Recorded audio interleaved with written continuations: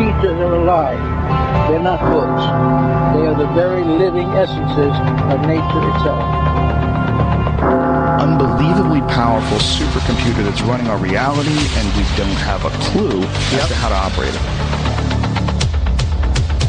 Say in your mind, say to yourself, I am more than my physical body, because I am more than physical matter. I can perceive that which is greater than the physical world.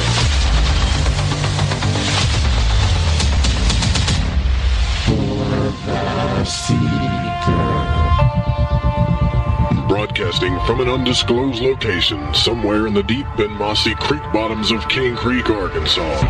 Live from Forest Tower Studios, brought to you by the Fringe FM and KTOK Digital Broadcasting.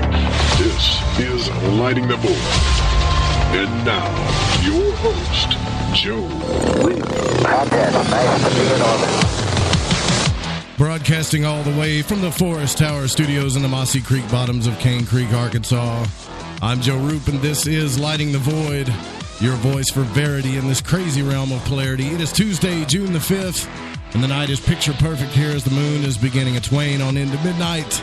So fire up your chakras, sync both hemispheres of your brain together, and shoot your magical beam of light through your third eye tonight with us as we peer into the void between spirituality and science. We are live on lightingthevoid.com, KTOK Digital Broadcasting, thefringe.fm, TalkStream Live, TuneIn, Spreaker, all those wonderful places. The call to listen line is 701-719-3971. Thank you all for joining us. You can join us in the Spreaker chat. You can also join us in the Fringe FM chat. Tonight, Jason Louv is going to be joining us, and we're going to be talking about Magick and John D. and the Enochian calls. His new book is out, so it's going to be a pretty interesting night, actually.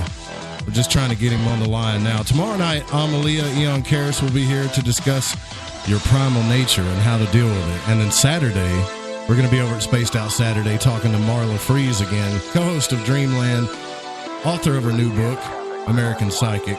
But tonight, it's all about Magick, John D., the Enochian Language. So this is a show I've wanted to do for a long time as well. The first time I heard Jason Louv was on the Duncan Trussell podcast, and I've always wanted to talk to him ever since. So it's going to be an interesting night.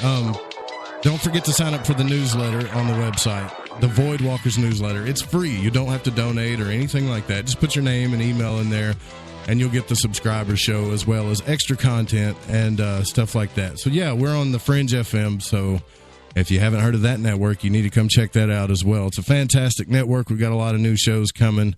And the call-in number for tonight is 501-777-5631. Also want to say thank you to all that you have donated. Some people donated and they don't want me to mention any names, so I won't. But I will say that I appreciate each and every one of you. So if you find anything of value from the show or the network, you can donate at the website at lightingthevoid.com or on the Fringe FM. That would be greatly appreciated. So, this is, hashtag LTV Radio on Twitter. The chat room is actually Discord, but you can get into that chat room just by going to lightingthevoid.com/chat or the Fringe FM/chat, and it'll take you right into the Discord. I've put the show notes for tonight. I made a little chat room in there called LTV Show Notes, so you can see some of the stuff we might be referring to. But we're going to do this kind of different. So we're going to talk to Jason first, and then the last part of the show, we're going to get into the current events and stuff of that nature. So, yeah, we're over in Spreaker. Say hi to John, Tessa, all of you guys. I know you're asking about Leo. So, Leo's doing good. He's back home. And we're going to jump right into this, and I'm hoping Jason can hear me. I really hope he can. Jason, can you hear me? Yep. Can you hear me? That's wonderful. Great. Yes, I can hear you, man. Welcome to Lighting the Void. Thanks for spending some time with us. I know you've been on a bunch of shows, so it's cool to have you hang out with us as well.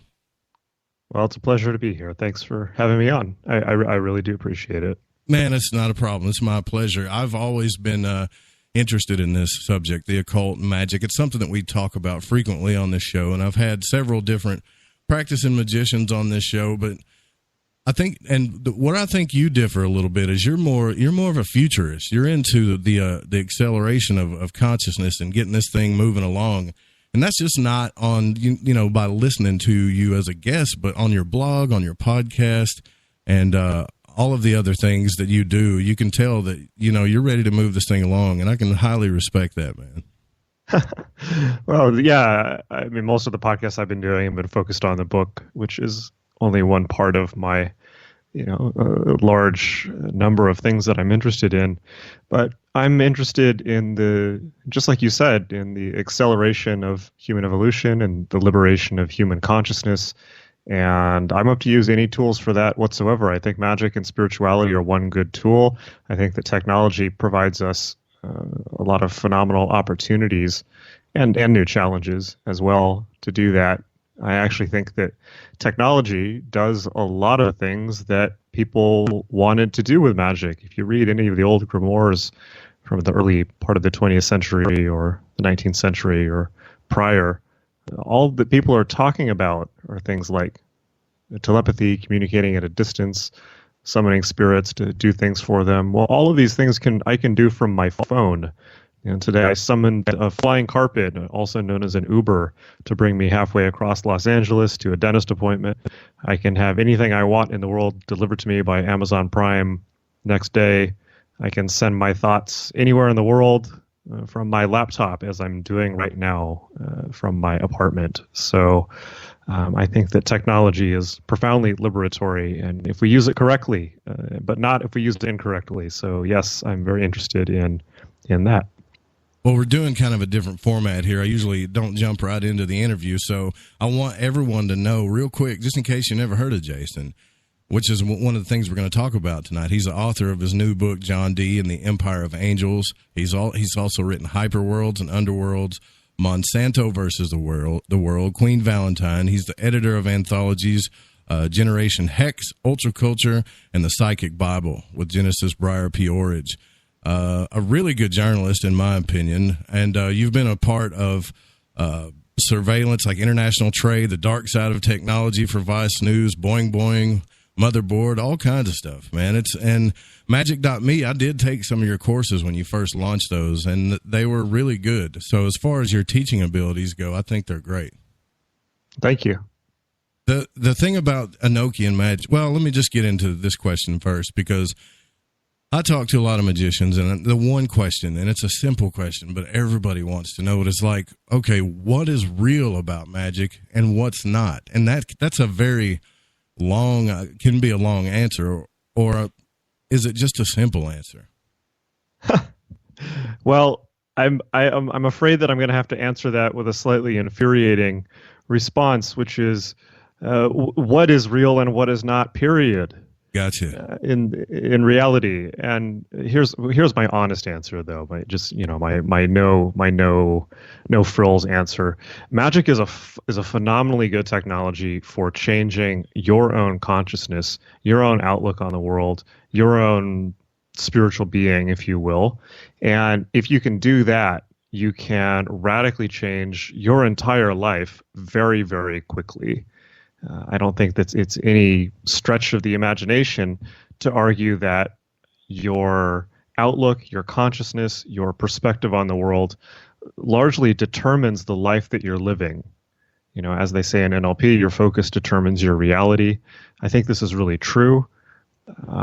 And so magic is once you get down past the PR and the marketing and the sales pitch and all the spooky graphics and all that, what magic really is a technology for changing what's between your ears.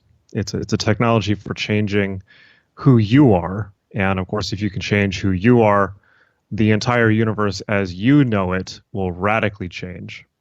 So if I like make a sigil, and let's just say basic sigil magic, where I make the sigil and I want to manifest something in my life, is that happening because I'm now focused on that? Because that's where it gets confusing. And everybody that I've talked to, and I mean everybody, has got a different definition of how magic works. Not a different definition of magic, but how it works, right? And I think that it does seem like that stuff works that way, but it's when you say that I'm changing my consciousness and my focus, I don't understand that, like how the sigil magic works, right? Because I've wrote a sigil for money before, and it came to me. Is that because I was focused on it, or you see what I mean? I don't want to get in too much semantics here, but I'm very curious about how this stuff works. No, I think you're completely right, and I can't speak to anyone else, but I'll certainly give you my conclusions, or at least my current thinking about why magic works. I've been practicing it on a daily basis for 20 years, and the conclusion that I came to is, look, the universe offers us almost infinite sensory input. And the human mind can only process a very, very tiny amount of input at any given time. Short-term memory can hold 8, digits, something like that, 8 small pieces of information. And our bandwidth for taking in reality is something like 16 bits, something like that. I'm probably going to get that wrong, and somebody may call me out on that on Twitter. But we have a very, very limited bandwidth through which to perceive the infinite. If you just look around wherever you happen to be listening to this, just as an experiment, look around and look for red things. And now tell me how many blue things you saw.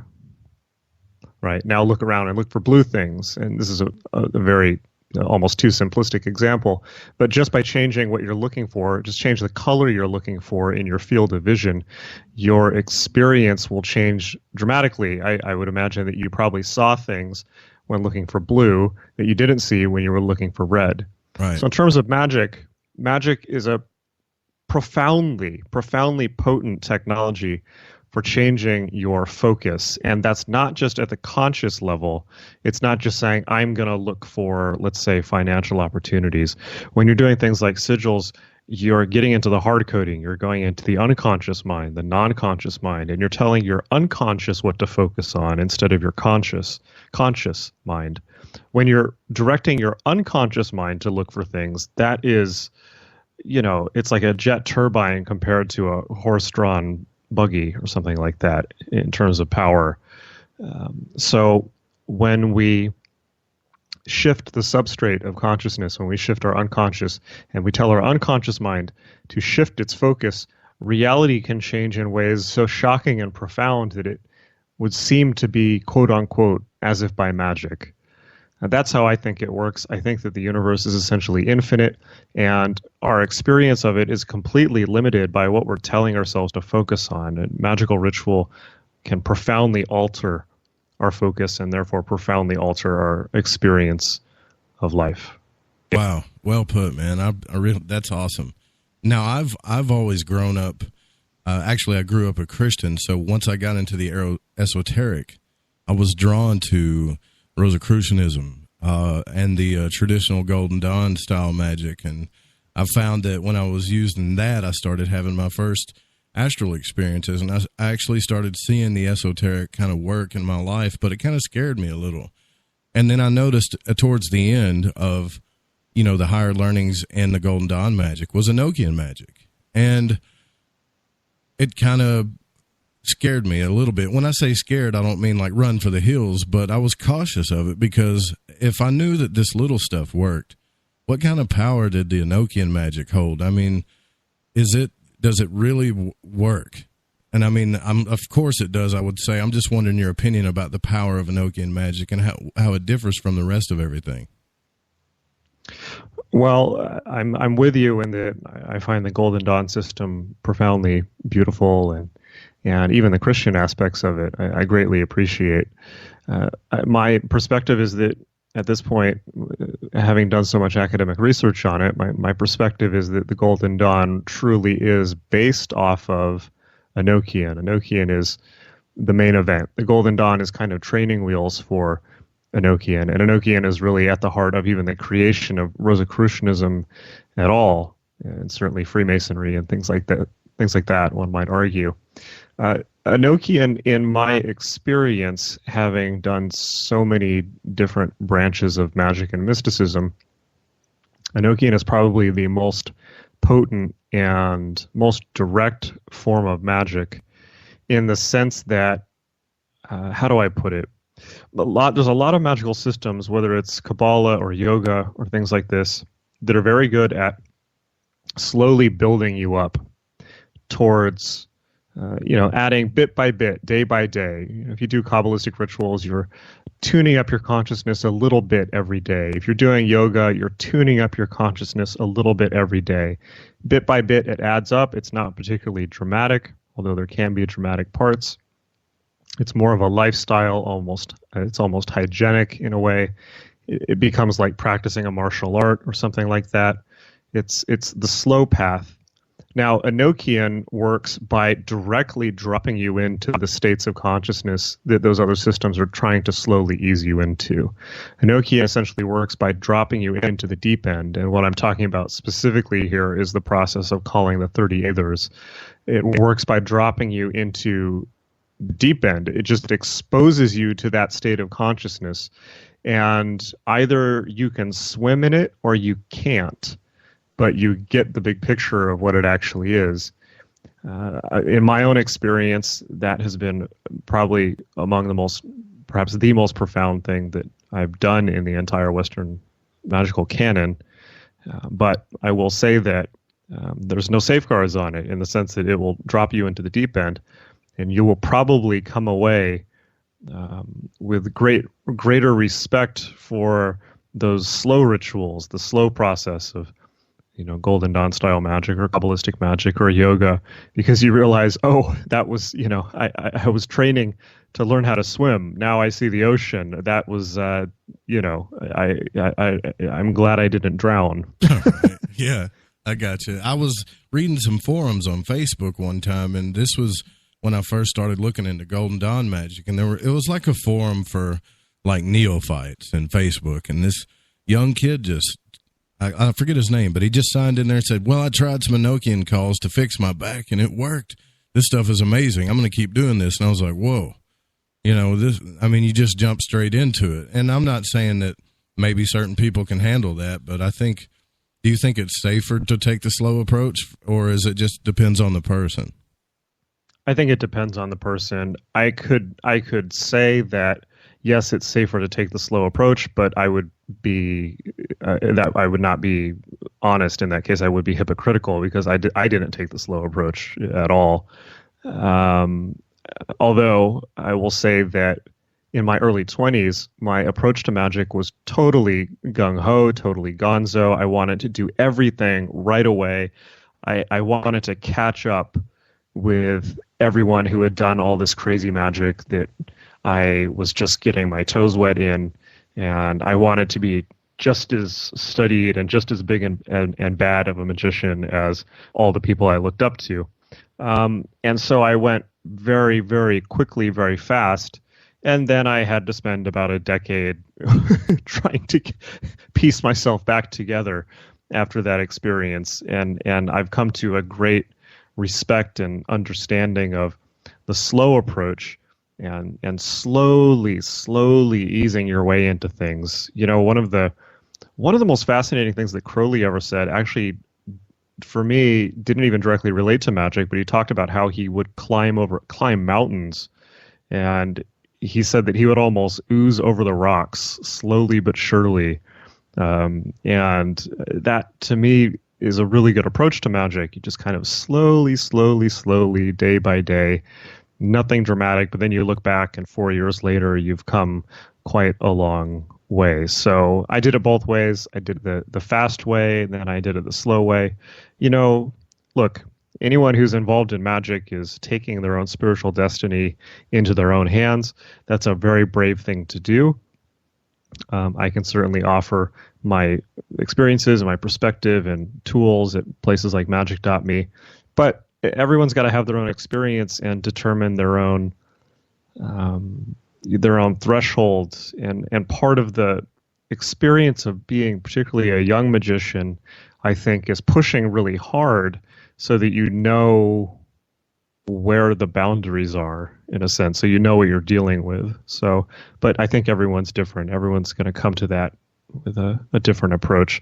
And I certainly don't think that everyone needs to do Enochian or any other type of magic. I think that there are so many different magical systems in the world, because there's so many different types of people. Certain things appeal to other people that just don't appeal to others. Certain people just are like yoga or basic Buddhist practices, and that's enough for them, and that's great, and that's fine. And other people like to, take the Gonzo approach. But Right. I think we have to respect all these paths and allow people to gravitate towards what feels right.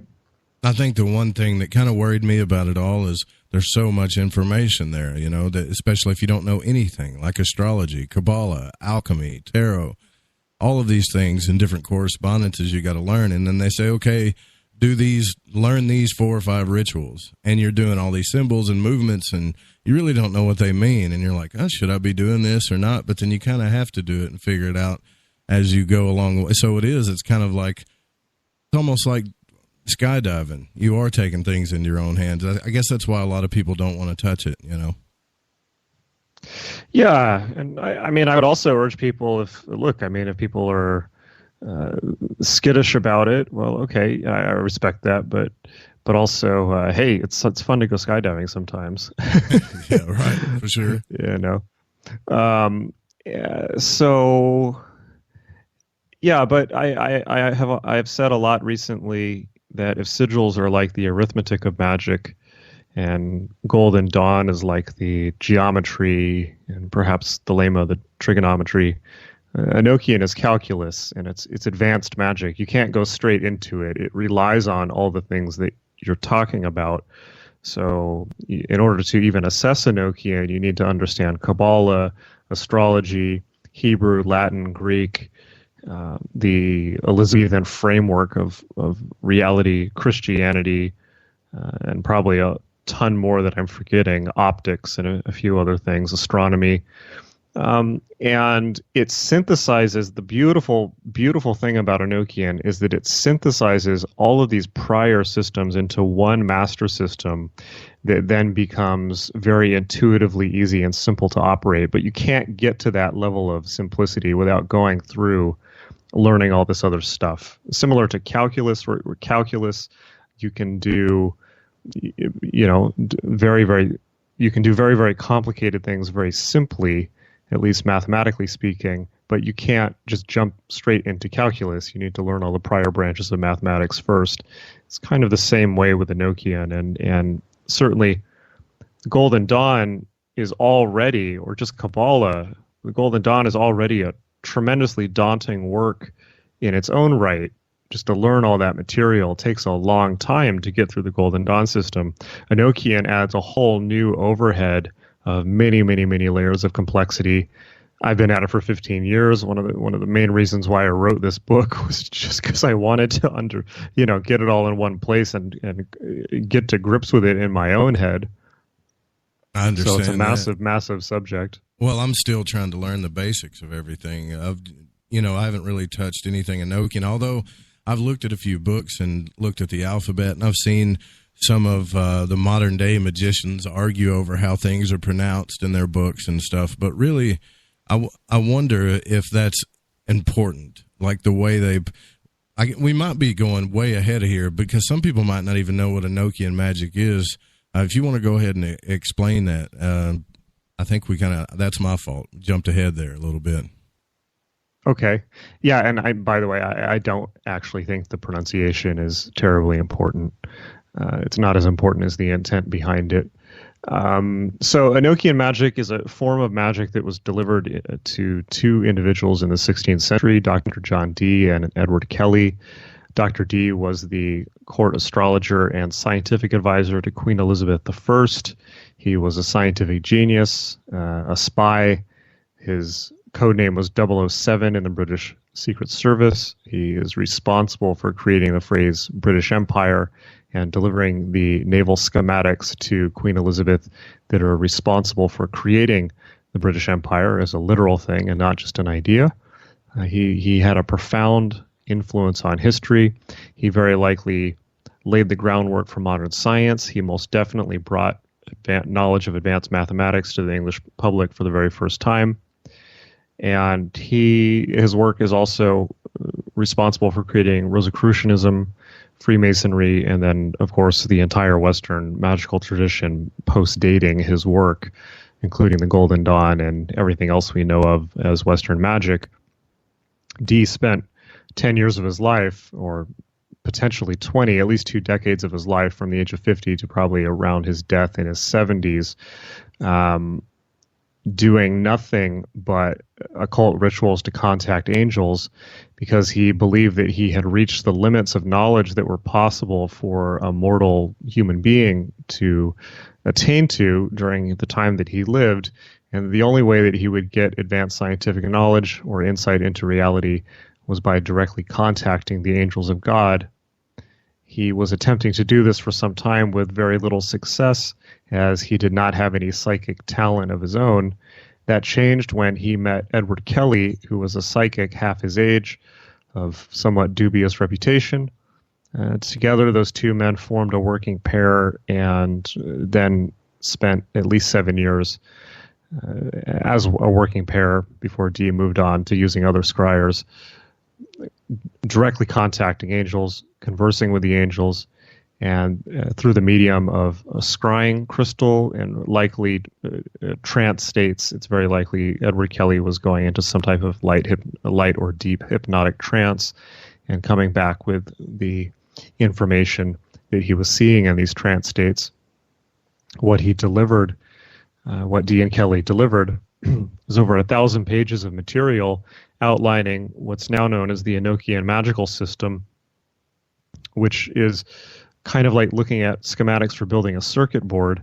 It's instructions for building various magical implements that would allow and facilitate contact with the angelic realms, part of which was the angelic language, which the angels explained was the language spoken by the angels and spoken by humanity before the fall from the Garden of Eden. This language had and has its own alphabet. It bears the markers. It's been analyzed by linguists. It bears the markers of having some consistency as actually being a language, although it's fragmentary. The angels only delivered maybe about 200 words or something like that. But this language was to be used to directly affect reality. And what the angels explained was that all of that they delivered was the true magical system, and that all of the magical systems that human beings had used or come up with prior to this were crude parodies of what magic actually is. This was the true magical system. It was to be used to heal the rift between Catholicism and Protestantism. This was in the decades following the Reformation, and to hasten the world towards the apocalypse, towards the end of the world, and therefore the second coming. It was an accelerationist tool designed to prompt the events in the Book of Revelation, and that's of course that of course has been a contentious point for the occultists who have assessed Enochian in the last 100 years after the time that it was picked up by the Golden Dawn. But it is a profound, both magical system and a profoundly interesting period in history. Some people have a moral issue with it, though, that I've noticed. And they think that, like, for instance, David Wilcock and the whole Corey Goode secret space program thing, David Wilcock has gotten online, and, I'm not asking you to take sides on all that, but what I am saying is that he has stated that John Dee called down these beings from a different realm that were inherently evil and are here to control and destroy the world. And when I read that, I was hard-pressed to try to find a magician to speak out, not against it, but to talk on that, because I don't find a lot of people that are, I'm not trying to make any UFO people upset, or ufologists that have really studied Renaissance magic and John Dee that well. It's just like, okay, here's a guy that's invoking angels from a different realm, that they gave him this language. This must be an evil thing, and it must be inherently bad. I mean, what do you think about all that? Well, I don't know David Wilcock specifically outside of being vaguely aware of him. It sounds to me a little bit like sweaty-browed hysteria to me, and it also sounds like a New Age take on things. If you read that stuff in context, it becomes very, very clear very quickly what it's profoundly advanced Christian mysticism. You cannot divorce that stuff from the narrative of Christianity and of the Old Testament. And if Dee and Kelly's angels are somehow evil, well, then by extension, that means that all of the angels of the Bible and of all of the world's mystical literature and Judaism and Islam are evil. So in many cases, it's the same angels they're interacting with, Gabriel and Michael and things like this. And so I have to reject that out of hand. Now, are they fierce? Yes. Are they frightening at times? Absolutely. You see the same thing if you just read the Bible. The Bible is not a cuddly document. Reality is not a cuddly place. The reality, if you take it from the Judeo-Christian framework, is a very stark battle between good and evil, both within the heart of every human being and in the world.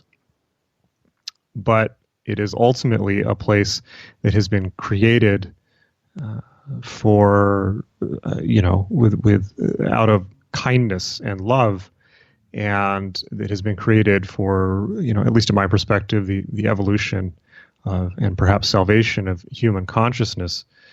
But I agree with you on that for sure. Yeah, but that's one way to look at it. That's if I'm looking at it, if I'm having a Christian day, if I'm having a Buddhist day, I look at it in a very different way. But a lot of people have said this with Enochian. Honestly, I don't take any of that seriously at all. I highly doubt that David Wilcock or the other people you mentioned have actually practiced Enochian. And I defy them to show me they have. But a lot of times people who say that say they just had a channeled message or something like that, and that's where they got that information from, whatever that means. So, yeah, that's like there's so much disinformation out there, and I'm not trying to point fingers at one person. It's just there's so much disinfo out there about magic and the occult as it is. A lot of people get dragged through the mud based on someone else's actions or response to something that they've never studied themselves, and it really bothers me to no end. I get extremely frustrated about it, where sometimes I don't even want to talk about it on this show. But I'm glad I'm talking to you now. I know you've done your studies on this stuff, and it's there's people saying there's a magical war going on between the left-hand path and the right-hand path and the mystery schools, and I'm afraid things might become too dogmatic in magic itself again. People are asking me to choose a side, and I don't. It's very confusing to me. These are all games. These are all games people play. You know that book from the 70s? Oh, yeah. There was the classic, games people play. Games New Age people play. Anytime that anyone starts talking to me about a war or sides or mysterious groups, I walk the other way, because it's not about that. I think that, look, all you have to do to see through that, by the way, is actually do magic instead of reading what people are saying about it on the internet or on Facebook or whatever. Any time that people become conspiratorial about things, it's just, to me, a sign of an imbalanced mind. That's not to say that there aren't conspiracies and things like that. I mean, look, I've worked as a journalist. All you have to do is study how power works to see conspiracies in action. But when it comes to spirituality, let's get down to first principles, right? What is magic for? Magic is for liberating individual consciousness. It's for, in practical terms, making you a more awake, aware, and happier person. If it does that for you, great. If it doesn't do that for you, why are you doing it, right? So my perspective on magic is, if you actually do some of these things, if you do some of, for instance, if you do esoteric yoga, if you do something like Enochian, if you do something, like Banishing Rituals, like Golden Dawn, stuff like that, you'll get it. It's like a magic eye painting coming into focus. it's like, oh wait, I get it. That's what that does. It kind of switches my consciousness on. It switches my perspective. I'm seeing reality in a more awake, aware, compassionate way. Oh, that's really cool. And the hilarious thing about magic is when you actually get good at it, it suddenly doesn't seem like a big deal anymore. But it's when people start getting into the weeds about this or that entity and conspiracies and all this kind of new age stuff that my eyes start to glaze over. Yeah, and to me, I know that there's probably a few dark sects out there that are doing, I would say, bad things, but it's not as prevalent as a lot of people would think. You know, it's like there's got to be at least a few out there. There's always a few bad apples in any kind of society or study, but I just don't think it's as big. And I've been in the halls of, you know, modern day Golden Dawn schools and Freemasonic schools, or just Freemasonry, I guess you could say, and studied a lot of this stuff. And I have found nothing but just some of the highest knowledge that you could find that's just so profound. And the first thing that happens to you is you start learning about polarity. And and to me, I want to go out, Jason, and tell the world about, look, we're all just being manipulated. You know, we're manipulating ourselves by our polar nature. Look at this.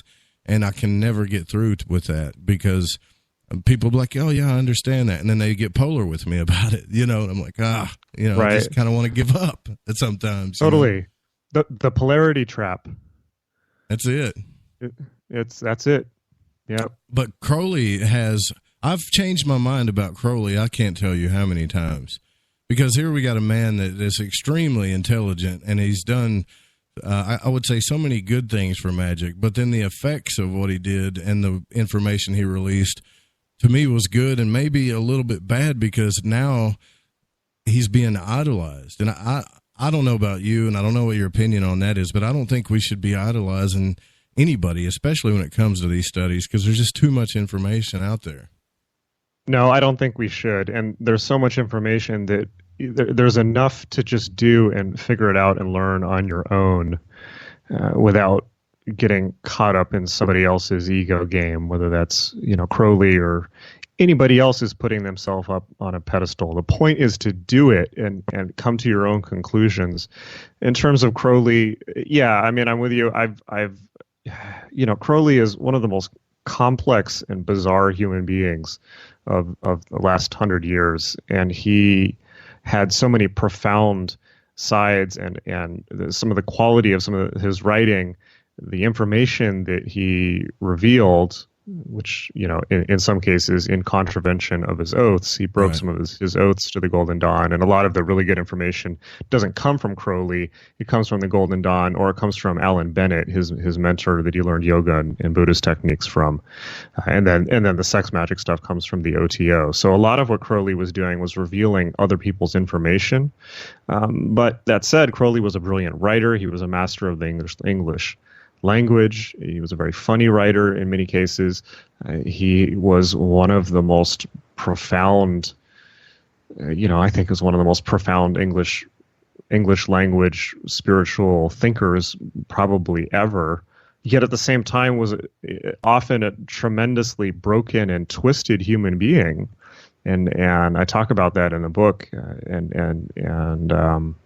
was not a nice man or a good person to be around.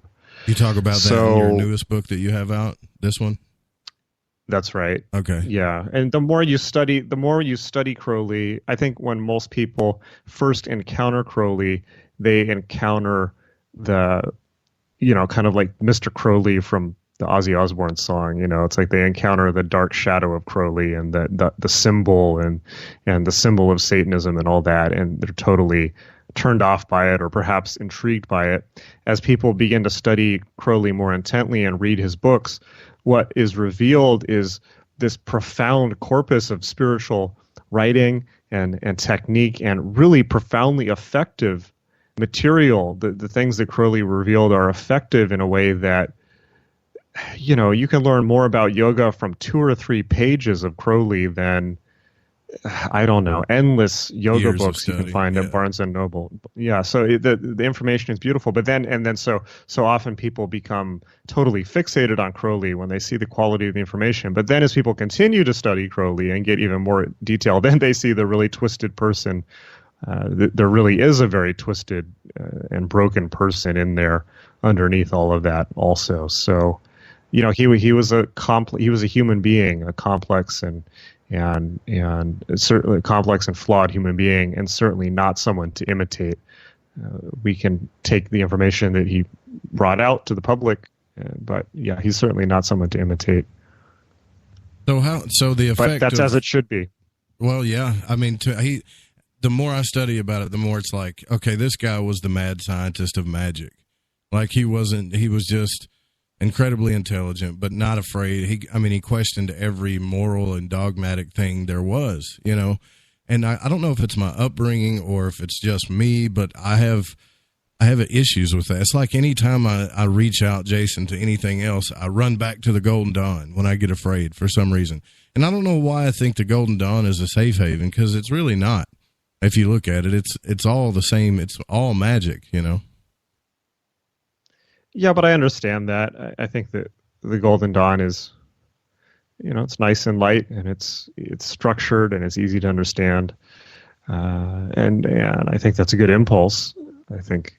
Well, because I was taught that the Babylon stuff is evil. You know what I mean? The Babylon workings and all, that's evil. It's evil, and you got to understand that's been pounded in my head since I was a kid, right?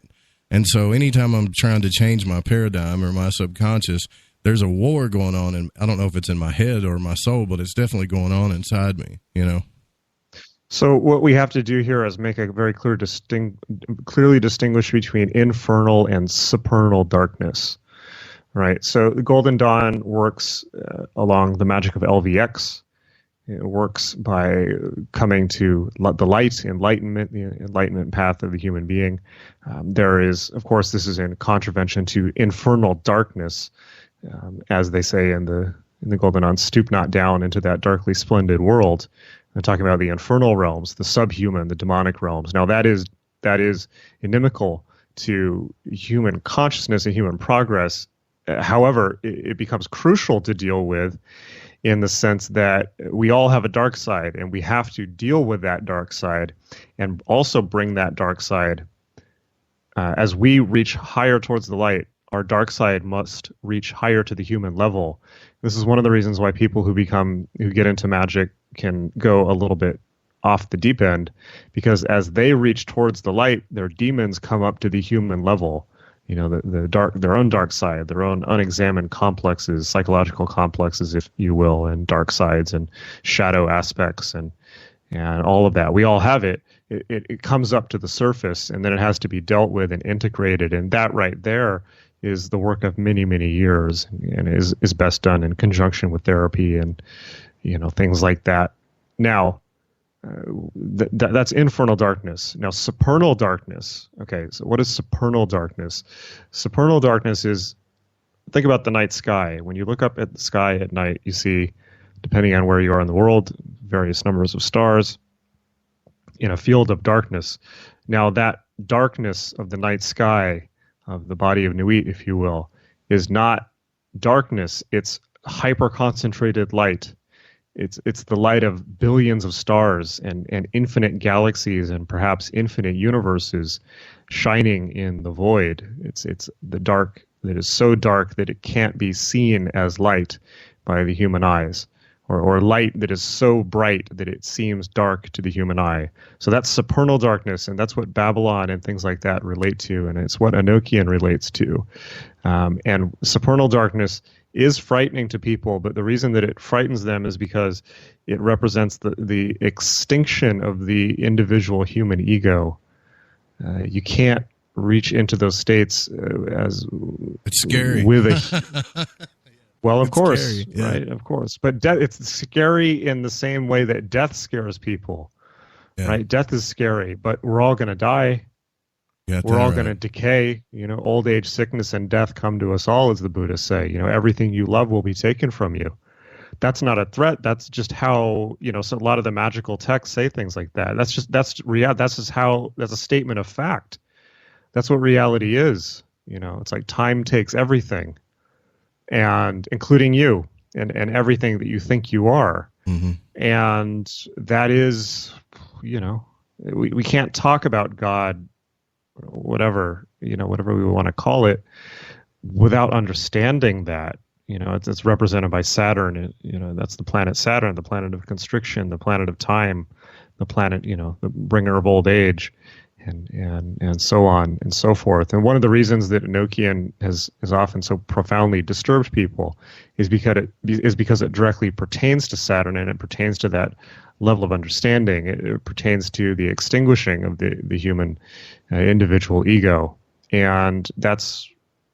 If somebody has not already gone through the process of integrating themselves as a functional being and done the prior work, if they haven't graduated high school yet, then that's inappropriate for them and also will be quite frightening. But ultimately, it has to be surrendered to, because otherwise you just end up clinging to illusion and delusion, as the Tibetan Buddhists are so good at reminding us. Gotcha. Well, I'll tell you what we're going to do, and thank you for that answer. That was a very, very good. I've always had that question, so I'm glad that you helped answer that. We're going to take a little break here. We're going to come back with a little bit more from Jason Louv. We're going to talk about his new book that's out. You guys stick around. We'll be right back after this network break.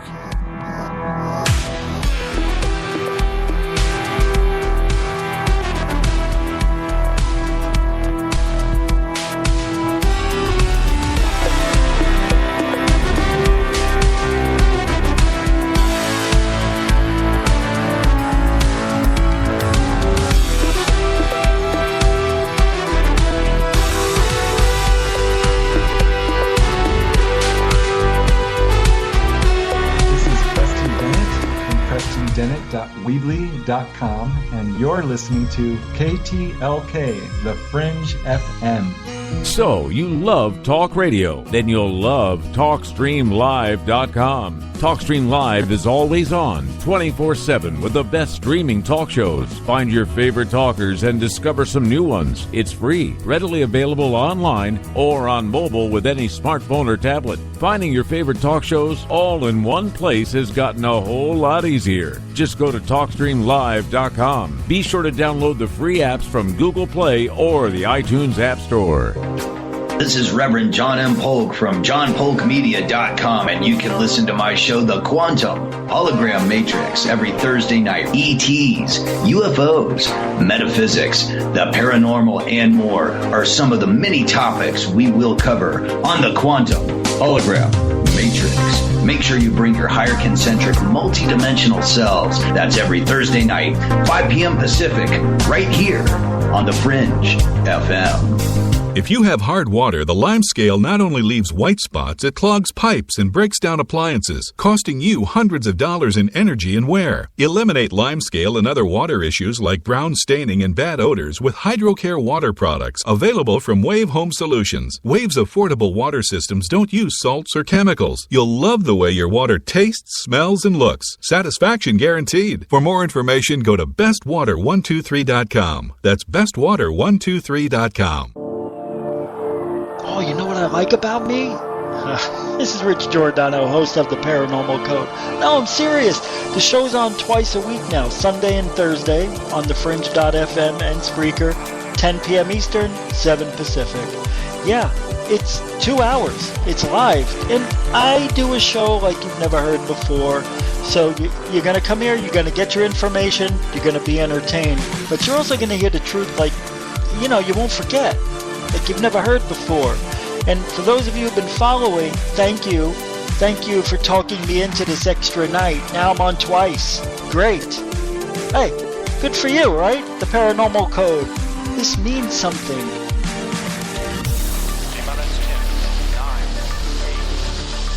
Do you find yourself bored and longing to learn more about the mysteries and conspiracies behind our reality? Specifically, every Friday night from 7 to 9 Pacific? What a coincidence, because that's exactly when me, Gigi, and my lovely co-host Cortana kicked over the airwaves with just the right amount of intellectual stimulation to give you that eargasm of conversational excellence that you deserve. So be sure to check out our show, Shift Habits, every Friday night from 7 to 9 Pacific, that's 9 to 11 Central. And let's shake some talk radio tail feather, shall we? Right here on KTLK, The Fringe FM.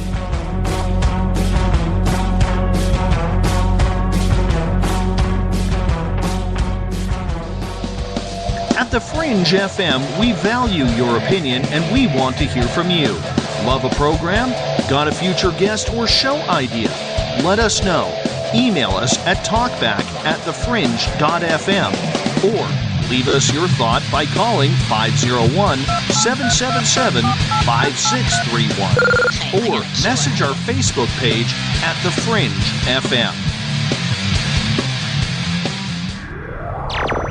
KTLK Digital Broadcasting, thefringe.fm, Napa Valley, California, Little Rock, Arkansas. Hey, it's Grace. Can we talk about something serious for a minute? Your age. Getting old has its perks. But remember, being a few years younger, you know, your hair was thicker, you didn't have so many wrinkles, that extra weight wasn't haunting you, and you just felt better. Well, we can't turn back the clocks and go back 10 or 15 years, but you can start feeling and looking 10 or 15 years younger with Nature's Youth RSF. It's a doctor-formulated daily supplement that helps your body maintain its peak performance and fight the aging process. Imagine sleeping better, looking better, and feeling better. See how Nature's Youth RSF has helped thousands of people just like you at nature'syouth.com. nature'syouth.com. Imagine how it will feel when your family and friends are asking you what you did to look so good. Your secret will be Nature's Youth RSF. It's time to start looking better and feeling better. Learn more and order your Nature's Youth RSF at nature'syouth.com.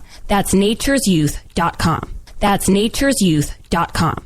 Who were the real ancient Egyptians? What is it about ancient Egypt that captivates us all? The critically acclaimed series Magical Egypt is back with all new episodes. Let Chance Gardner and company take you on another adventure through Magical Egypt in the new series Magical Egypt 2. Magical Egypt 2 attempts a forensic reconstruction of the science of the ancients through a study of ancient aesthetics. Also, the best researchers and authors in the field like John Anthony West, Graham Hancock, Laird Scranton, Robert Duval, Lon Duquette, Aaron Cheek, and more join together to explore the topics of the esoteric and the hidden messages of the ancient Egyptians. Just go to magicalegypt.com right now and put in the code word FRINGE and get 10% off any download or order, including the groundbreaking original Magical Egypt series, as well as the new episodes in Magical Egypt 2. Also, check out the great work and the companion series at magicalegypt.com. Click the banner on the Fringe FM or go to magicalegypt.com and use the code word FRINGE and get 10% off your order today while it lasts. Hi there, this is Dave Scott from Spaced Out Radio,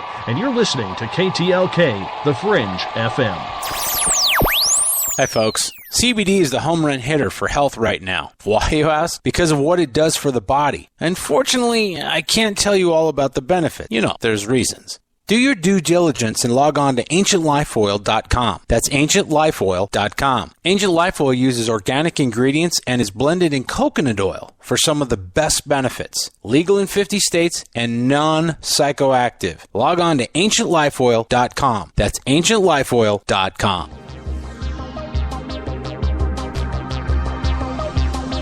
Welcome back to Lighting the Void. I'm your host, Joe Rupe. Don't forget, tomorrow night, Amalia Eon Karras is going to come back and talk to us, and then I will be hosting Spaced Out Saturday with Marla Fries about her book, American Psychic.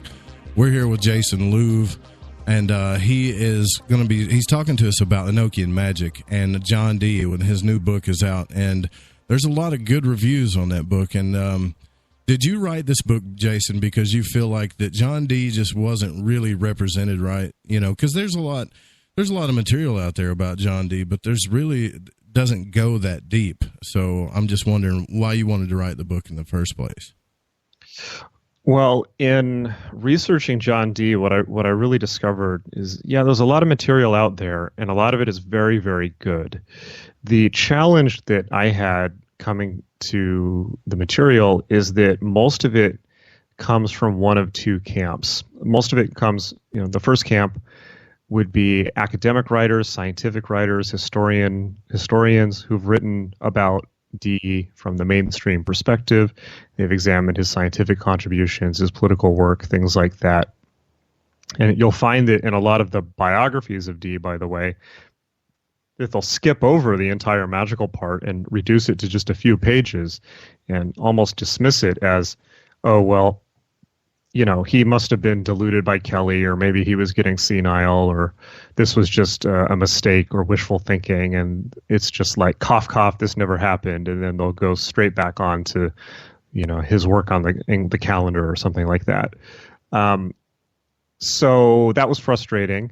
On the other hand, we have all of the writing that's been done about Dee's magical system, particularly by people looking at the Golden Dawn material. The best of which, of course, is Lon Duquette's Enochian Vision Magic. I think that's just the perfect book on Enochian magic, and the first really, really good and comprehensive one. However, that's just about the magic. What I felt needed to be done is that all of that needed to be put back together.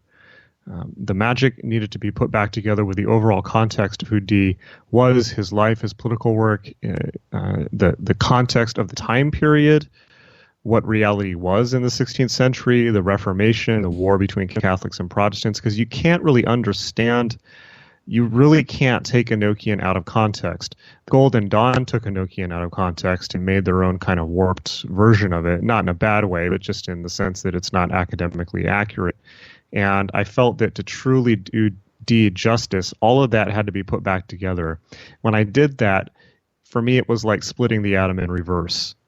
It was like the picture that came out of Dee was profound. It was beyond my wildest dreams of who I thought Dee was, of who the magical tradition has said that Dee was. I think that even though Dee is a legendary and central figure in magic, we've only barely begun to really understand what his contribution actually was. This was made particularly important to me by my ongoing feeling that Enochian really is the Western magical tradition. It's the core of the whole thing, and that all of the groups that have come since Dee have just been kind of poking around at the corners of Enochian. Even the Golden Dawn's version of Enochian only assesses the watchtowers, which is a tiny part of Enochian. And they only had access to the watchtowers because MacGregor Mathers only had access to Casaubon's A True and Faithful Relation in the British Library, which only publishes a very, very tiny fragment of Dee's overall diaries. And it's only a part of the system. It's only the part of the system that deals with the elements. It's like 10% of the Enochian system, or 15%, something like that. So for me, just assessing Enochian, it was driving me crazy that there was not one source that I could go to there was no manual. There were just fragments and pieces. So I just realized, okay, if I'm going to have a manual, I'm going to have to write it. Okay, well, 3 years later, 20, nonstop is my full-time job writing that book. 3 years later of blood, sweat, and tears, then, the book that emerged was John Dee and the Empire of Angels. So this became, but what the really important thing here for me is, and I hope for the magical world in general, is that for me as a Western magician, my feeling is that Western magic as a whole has been a lost art and a fragmentary and a broken art. And I don't think that it's very hard to argue that.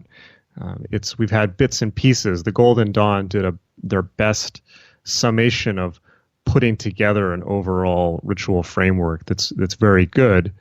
Crowley did his version, but of course Crowley also inverted Western magic and turned it into a little bit of ego worship of him and added kind of adversarial or satanic elements to it. And it's got a lot more Eastern stuff in the AA too, though. Like Eastern. He did, practices. Which is all, and that stuff is awesome. I think the AA system is tops. But the whole thing now about that said, so I loved it too when I saw it, Jason. I didn't mean to step on you there. I'm sorry, but the whole thing that I loved the AA system when I first saw it. But then it was like it kept trying to make me become a Thelemite. I felt like I had to become a Thelemite, and I didn't really want to submit to any type of dogmatic thing.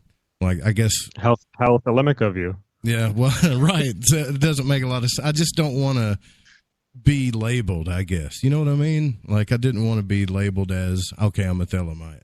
And I used to watch these arguments or read these arguments about between Israel Regardi and about how he felt about Thelema. And I thought there were some valid points, but then I also saw some really valid points of Thelema. And I was like, you know what?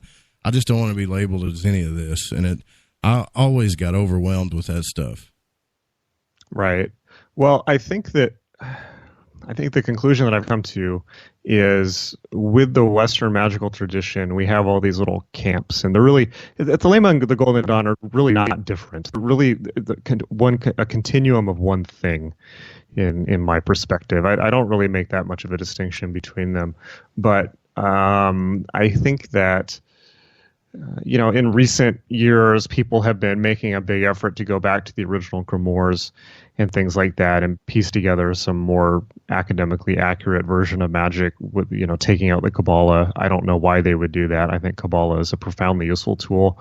But I think for me, looking at the actual history, reading where these things actually came from, it was and judging by my own experience, my own results, it is just overwhelmingly clear to me that at the core of all of this is Enochian. Enochian is responsible. Okay, first of all, Enochian, when it was delivered, the angel said it superseded all the prior grimoires, that all of the grimoires were crude attempts at the true magic. So if the angels say that Enochian is the real deal, okay, then we have to take that perhaps as it is. And then following this, all of these groups that have come to us, Rosicrucians, Golden Dawn, Thelema, those have sprouted up around Enochian. So my perspective is that Enochian is the real deal. And the reason this is important to me is because my overwhelming interest and goal in my life is establishing a functioning Western magical tradition. One that is healthy, that works as advertised on the can, that is capable of enlightening people, that is capable of then maintaining those enlightened people in stable lives without destroying themselves, a stable householder existence. This is what I've been working on. This is how I've been teaching my students. It is important to me that that exists. And I think that one of the reasons why Western culture has been such a mess is because it hasn't had an intact sacred tradition. So I might be going out on a limb here. Well, I mean, no, you're right. Look, the one thing that disappointed me about the Golden Dawn is it didn't stay alive, is that it just shattered, from the inside out for political reasons. For, part of it I think had to do with Crowley, and another part of it had to do with everybody arguing about the semantics. Paul Foster Case leaving because he didn't think Enochian, they should have been messing with it, and Dion Fortune split. And I was thinking, I just want this stuff to stay alive, and I guess I can just wish all day long, but there's no tradition out there because I'm the kind of guy that I like fellowship. I am kind of a lone wolf, but I like fellowship too, and I just don't, it's not out there. And so now everything's kind of moved to the internet, Yeah, although I will say Masonry has stayed intact. Right. Oh, yeah. Right. Freemasonry is an active, functional tradition with unbroken lineage that works, that's healthy, that provides fellowship, So I don't think we should be so quick as to discount the quiet but profoundly functional role of Freemasonry in maintaining the Western mysteries. But yeah, I mean, whenever you get magical groups together, I mean, drama seems to be inevitable. That's why I love Lon Milo Duquette. Who's better than that guy? I love Lon. Better than that guy. He's awesome. I just did a podcast with him a couple days ago for my show for Ultraculture. He's a great dude. Great dude. Yeah, we've had him on here a couple of times, and he's the one that's changed. And I got to listen. I didn't know you had him on. I'm definitely going to go listen to that podcast episode. But I've never heard you two talk, so that'll be really cool. And he's the one that changed my mind about Crowley, I guess, made me look at things different. And he said exactly what you're saying, because I asked him, I was drawn to Rosicrucian type magic, and he said, it's not really, I don't separate the Golden Dawn and Thelema like a lot of people do. He said, I could say that what I'm doing is a Rosicrucian thing when what you're doing is a Rosicrucian type movement. And he was trying to get me to understand that. I think that's kind of what you're saying too, a little bit. Yeah, I see it all as one continuum. You know, the Western magical tradition, Rosicrucianism, Freemasonry, Hermeticism, Kabbalah, Gnosticism, Golden Dawn, Thelema. And critically, my research at least has led me to believe that Enochian is the core, the engine of the entire thing. Some might argue me on that, but I think I make a very, very compelling case for that in John Dee and the Empire of Angels. Certainly Enochian, works profoundly well. At least in the sense of it profoundly shifts the substrate of human consciousness. That's something Lon and I talk about, actually. Yeah, that episode just came out today, so can't wait to hear it. We had a great talk about that. But yeah, all of these things are just different. They're different flowerings of the same thing, in my perspective. And you know what? The tradition doesn't go away, right? The outer groups might come and go, but the ideas live and the books are there. And even if something goes dormant for a while, it will come back. And that's something that you see by taking the long view of history. Well, I think that I'm going to have to apologize. I haven't gotten your book yet, but I'm definitely going to grab it. And I'm going to go back at this a little bit more. I've stayed away from it. I've had a couple of rough astral travel experiences with, I guess you could say, shadow entities. And then I've had some people say, well, that, maybe you were just too afraid. Maybe those people were your guides or something. And I'm thinking, well, if they were my guides, why are they pushing me around in the astral realm? Why are they shoving me back in my body? I don't know if those are my guides. So I was going to ask you too about that. What is your view on psychic attack? Like, number one, is it real?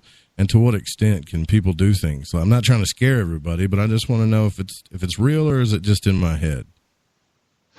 Well, here's my take on it. Usually it's not. Usually it's a psychological projection. Where psychic attack is real, we still have control and agency over it, in the sense that you always have the ability you always have the control and the agency to disengage. A lot of times when people are, psychic attack isn't a one-sided thing. It's a push and a pull, right? So sometimes if one person's pushing, the other one's pulling, one person's pushing and the other one's pushing back. This is often what happens when we fall into that polarity trap, as you talked about earlier. Right.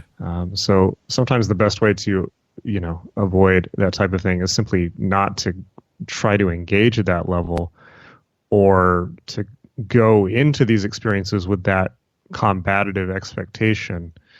But practically speaking, banishing rituals, always important, regular regimen of banishing rituals, being able to do banishing rituals while dreaming or on the astral plane is good policy. What do you think? What's your opinion about I guess, what is it called? I can't think of the word for it, where people are trying to biohack and live forever. Do you think that's a good thing? Transhumanism. Transhumanism, yeah. I can never think of words on I can say them all day long. As soon as I go on the air, I go blank. But yeah, transhumanism. I think there's great parts about it. I think that anything that we can do with technology to improve the quality of human life, to prolong human lifespan, why not? Why wouldn't we? The only thing that worries me, what worries me about transhumanism? The main thing is a lot of the funding that goes into transhumanism is really for making weapons in the background. Yep. There's military funding and things like that. That, of course, always worries me. The weaponization of these things, the weaponization of biotechnology, nanotechnology.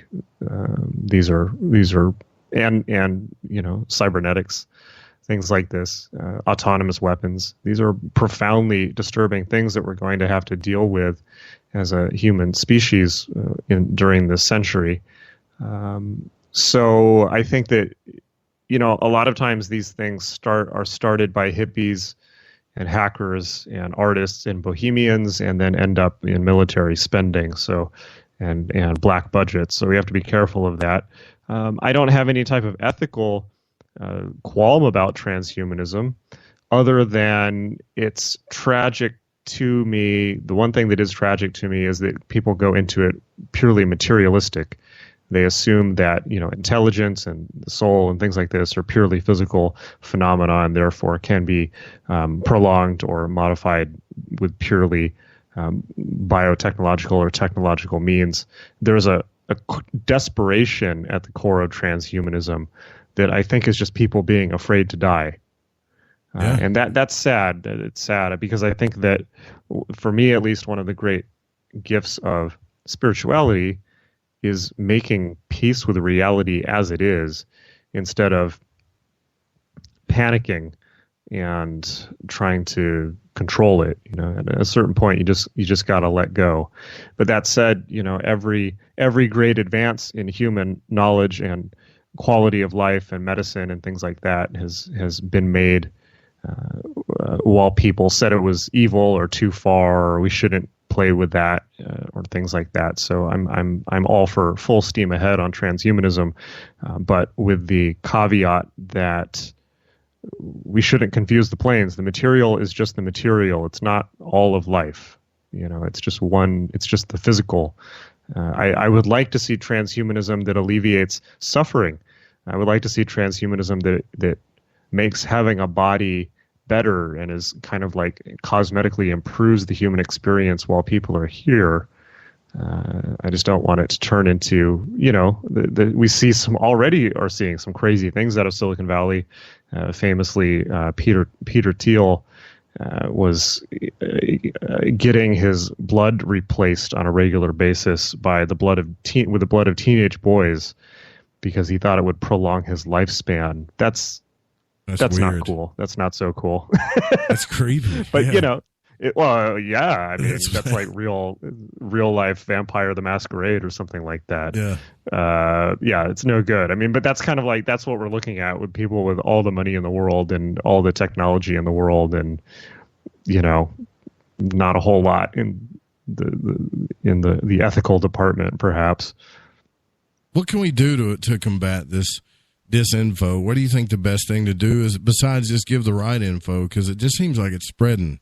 And when I say disinfo, I don't mean as a whole, but I mean about the occult. Like, you got people like this Schnoblin guy who said he was a Freemason, and then he became a vampire, and then he started sucking people's blood. And you got other people that say, well, you know what I mean? And mass quantities of followers. I don't get it. I don't get how they can get so many people believing this stuff.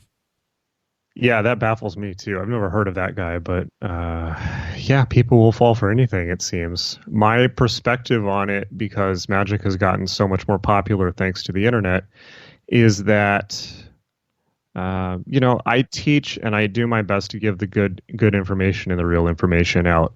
And to be quite honest with you, one of the reasons that I do it is as harm reduction, because I know that people are going to do this stuff anyways. So it's kind of good citizenly of me.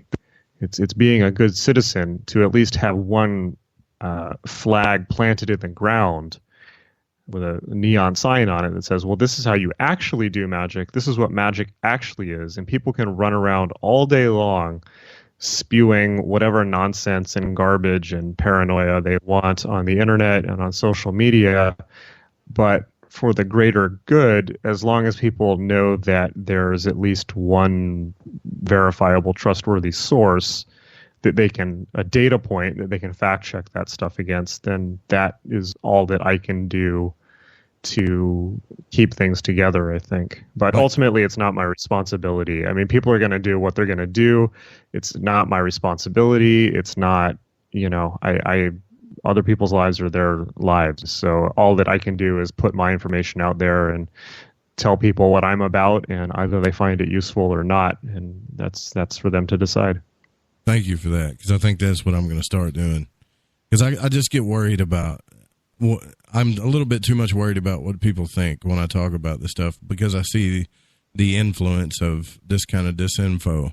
And I'm not saying this guy didn't become a vampire. I think his name's Bill Schnoblin or whatever. Will Schnoblin, I think. But that guy. But okay. I don't think he did it on a real Freemasonic Lodge's watch. I think he might have took his own course. I don't know. You know, that guy was a student of Michael Berdio, and then I think freaked out and became a born-again Christian. And when he became a born-again Christian, he started coming out with all these crazy conspiracy theories and talking about, you know, he just did a 180, but I don't know what the real story there is. Yeah, he said that he went to some moon on Saturn and he ended up in his backyard naked, and he talked to Satan and he was sucking the blood of people. I was just thinking, watching this going, what? You know, and how many hits it was getting, and reading YouTube comments. I think I'm intoxicating myself by just even giving any of this stuff attention. I think you're right. I should probably just be focused on what I'm trying to do and just hope that it does something, you know? That guy sounds like he may need actual mental health intervention. Some couch time, right? For sure. Well, that sounds like serious mental illness. Yeah. You know? Right. Unless he's just so much of a fundamentalist now, because the fundamentalist Christians also all the time, they do tons of stuff on YouTube where super evangelicals will come out with the craziest stuff to try and discredit anything that's not evangelical Christianity. You know, it's not just him. There's tons of stuff on YouTube, and they've been doing that since the 80s. You know, the Satanic Panic in the 80s, things like that. They'll purposefully do that to scare people away from it, but it's all made up. Yeah, they don't have any actual information to scare people with, so they make crazy shit up. Yeah, and then they got certificates. I got certificates. Well, look, you know, there's plenty of I can print you a certificate. I can go to any clandestine lodge if you want to look at it that way and print out whatever certificate. So whatever, you know, you're right. I'm just going to stop worrying about it. I'm going to stop letting it bother me. But there's so much out there. There's that guy, Leo Zagami, also. Zagami, I've talked to him too. You know, I found some of his information interesting, but then some of it, you know, it's like not every single lodge and mystery school is corrupt to an evil extent. It's just not, you know, I just don't believe that. Look, in 20 years of experimenting with this stuff and meeting people, I've met so many people and experienced so many different systems. It's like any other part of human life. There's everything you could imagine, you know, it's because it's just people, and people are all different. People are complicated. You know, there's no crazy, you know, yeah, well, sure, there are dark parts of it. There are parts that people should not go into. You know, there are dangerous parts of magic, but it's not. It's just different from the fear and the paranoia. It's just more human, I think. And you know, in the magical world, I've met lots of unbalanced people. I've met people with you know, unaddressed mental health issues. I've met, you know, people with serious trauma who are not coping particularly well, or using magic as a coping mechanism to deal with it and not doing that particularly well. I've also met some of the most profoundly brilliant, beautiful, sincere, spiritual people in my life, in those groups or in magical circles, you know, truly sincere spiritual seekers. And in many cases, those have been the same people.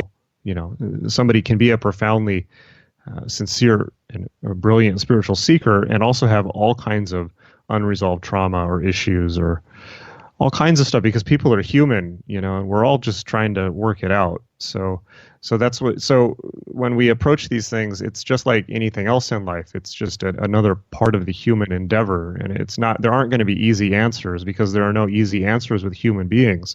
Human beings are messy and complicated. And you got that right. Divination. That's another thing I wanted to talk to you about. Like if I do, let's say I pull 3 tarot cards. I'm sorry I'm hitting you with all these questions, but I've been wanting to talk to you for a while. But if I pull out 3 tarot cards, you know, the whole past, present, and future thing, and I read them for myself, what's communicating with me? Am I just communicating with myself, or is there really an outside force trying to talk to me through natural law?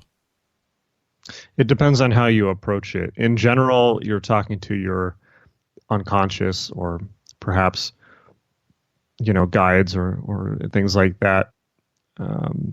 if you take that model of things. Although you can certainly use them as a medium to communicate with specific things if you ritualize it a bit more. Right. Okay, cool. Well, I've always wondered that because when I got the deck, I've studied the Arthur, the Rider-Waite deck. Everybody starts, well, I think everybody should kind of start out with something like that. That's just my opinion. And I know you have a course I agree. About it at your magic.me website as well, which is really good. But then, I don't know, when I got the Thoth deck, which, again, people are going to be like, whoa, wait, you got a Crowley deck? Yes, I did. But when I got that deck, it just seemed way more accurate and a little bit more, I guess, powerful. And that's why I had that question, because I just didn't know what was influencing the cards. Was it something Crowley put into the cards? Was it something that I'm doing? Or is it just all in my head again, Well, it's funny because a lot of, I've known a lot of psychics in my day, and psychics and intuitive readers and tarot readers, and almost all of them say the same thing about the Thoth deck. And they all find it more accurate, even if they have no knowledge they don't even know who Crowley was or no knowledge of magic whatsoever. I think what that is that so much, Crowley put so much, that was his crowning achievement in a way. He put his entire lifetime of learning and knowledge into that deck. And it's a hyper futuristic deck in a way, but in my opinion, the only two, the only real tarot decks are the Marseille Tarot, the Rider-Waite, and then the Thoth or the Thoth deck. Unless you count, modifications of the Rider-Waite, like the Universal Waite, things like that. But that's really the same deck. Those are the real ones, because those are the ones that correspond with the Tree of Life and the Kabbalah. Gotcha. Do you separate the Gnostic teachings from the Rosicrucian teachings, or do you kind of look at them as the same thing? Well, yes and no. Academically speaking, those are two radically different things. The Gnostic teachings pertain to the 1st to 3rd century AD. There are lots of different Gnostic teachings. There were many Gnostic groups in the decades and centuries after the death of Christ, many of which were later repressed or suppressed forcibly. We only have fragments of their knowledge that come to us through things like the Nag Hammadi codices and the Dead Sea Scrolls. The Rosicrucians are, post-date the Gnostics by at least 1,300 years. So that's a big gap of time between those two groups. However, I think we might argue that there is certainly a continuity of thematics. There's a thematic continuity, at least. We put it like that. I think that there is one tradition, and it takes different names in different times and places. That's a poetic way of looking at it that I'm sure would not hold up in any type of actual academic paper, but experientially it seems to hold up and seems to be true. The Gnostic texts I've looked at, I've found really cool, but it seems like there's two groups, and the group that specifically studies a lot of teachings under Samael Envoyeur, I found some really good and revealing material there, but then they have this whole outlook about how life is just suffering and there's nothing really good about it, and they've got this view, this tantric view that's kind of gross, but you should never spill ever, and if you do, you've contaminated your soul. And and I'm thinking, I'm just, all of these other books were awesome. Dream Yoga, as a matter of fact, that stuff really helped me, but then when it seems like every road I go down, I'm finding awesome information. Then when I get to the core fundamental of the morality of what they're teaching, then I'm like I always take a step back and look at it and just kind of turn my head a little. Yeah, I've never really, the Samuel Weor stuff has always seemed off to me. It's very anti-sex, which, baffles me. But I think that it's important to make a distinction there that's one modern cult. Yeah, Gnosticism. I think if you're going to study Gnosticism, you have to study Gnosticism as it was in the 1st to 3rd century. You have to go back to the Dead Sea Scrolls and the Nag Hammadi codices, because anything since is just somebody's idea of what they think Gnosticism was, and that's no good, because that's just some modern reconstruction, right? Maybe it's interesting, maybe you can glean some type of knowledge from it, but it's not a primary source, right? This is one of the reasons why Enochian became so fascinating to me, is because it's a direct transmission. It's not something that somebody made up, unless you believe that Kelly made it up, which you can certainly make an argument for. It seems to be a direct transmission instead of something that was synthesized or that's just fragmentary. Well, if it works as well as a lot of people say that it does, then I would think that whether it's right, wrong, or whatever, just look past all that. If it works, then I don't think he made it up. I think that it actually came through him. Well, I agree with you, and that's the conclusion I've come to, although I'll just play devil's advocate with myself, which is, I mean, look, I'm a chaos magician. I came from the chaos school of things, so, I've summoned, comic book characters or things out of role-playing games and had it work. So, gotcha. So what is that, right? It's like, ultimately, we might be able to say it's a profoundly good interface on human consciousness, but human consciousness is human consciousness. Magical systems are devices for interacting with our brains and our consciousnesses in ways we normally wouldn't. That said, there does seem to be a potency with Enochian.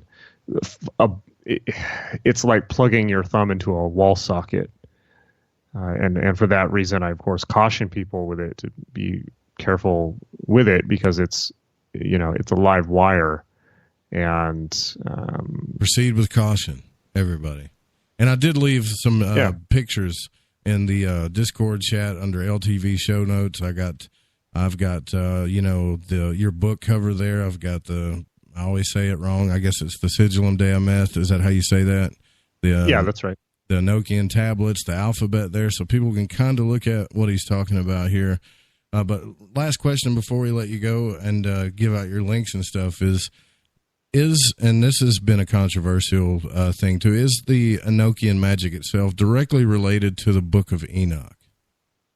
Oh, this is a really, really important point. I'm glad that you bring this up. So, no, it may be related to it tangentially, but this really throws people and confuses them unnecessarily.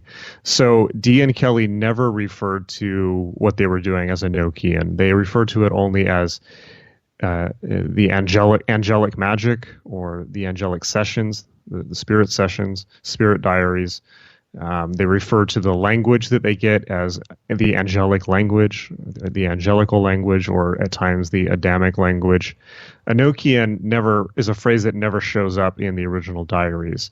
It was a phrase that was used by later magicians writing about Dee and Kelly, and they used the phrase Enochian as a kind of a general genre indicator, simply to mean that it was magic that related to very old things. So Enochian meaning antediluvian, before the flood, and the idea that it was related to humanity, perhaps at the time of the city of Enoch, although that doesn't even directly relate to the angelic sessions. So Enochian is a later misnomer and a label that's put on it by later magicians. That said, Dee certainly was interested in the historic Book of Enoch. He learned of it from, I believe, an Ethiopian Orthodox priest, where the knowledge of the Book of Enoch was kept in Ethiopia, where Dee had heard of it from.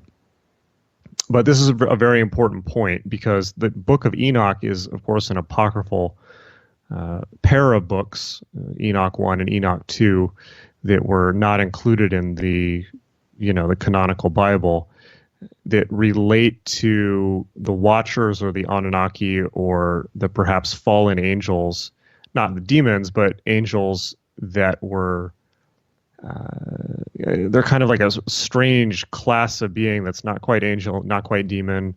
They're cast out of heaven, but they're not demonic, and they come to Earth to teach human beings sorcery and various other things, and they get this in trouble for it. And they get in trouble, right? And it's much closer to Gnosticism But it's important to realize this becomes important because people will say, oh, well, the book of Enoch is about fallen angels, therefore Enochian is concerned with fallen angels, and the angels that are contacted through Enochian magic are fallen angels. Well, this is simply just not accurate, because the book of Enoch doesn't have anything to do with Enochian magic. It's just it's a misnomer. It's a wrong use of language. So those two things are not the same, and it's best not to get them confused. The angels that are contacted through Enochian, or that Dee and Kelly write about in the Spirit Diaries, are pretty much the angels of the Old Testament. And they have more complicated names. Their appearances are quite fearsome and much more psychedelic than even in the Bible in some cases, outside of perhaps the book of Ezekiel. But they're talking to angels that are just straight up biblical angels, and the things that the angels are saying match what's said in the Old Testament in tonality and theme, and the message is pretty consistent. They barely go outside of the bounds of Christian theology within the spirit sessions, outside of clarifying a few points.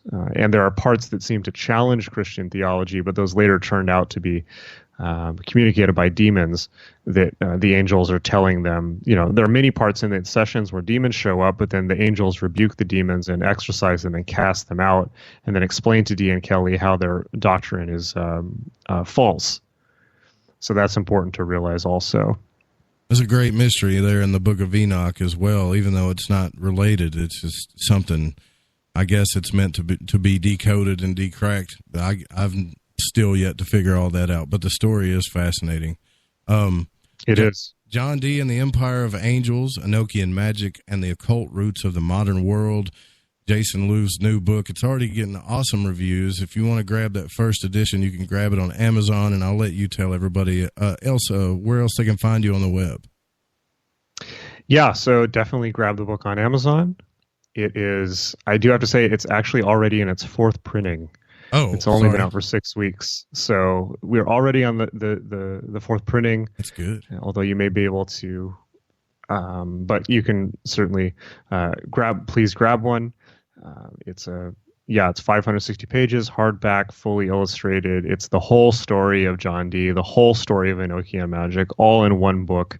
At last, it got great reviews from Lon Duquette and Mitch Horowitz and Doug Rushkoff, Gordon White, tons and tons and tons of Duncan Trussell, tons of other people, and the reviews from the readers, even more importantly, have been phenomenal.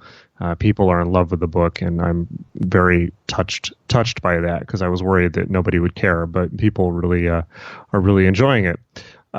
So yeah, check that out. You can find it on Amazon. You can find everything about me at jasonlouv.com. You can find my books there, including this one, podcasts, blog articles. You can find my school for magic, which is just magic.me, my social media, and it's all there. But if you're going to do one thing, grab the book, John Dee and the Empire of Angels.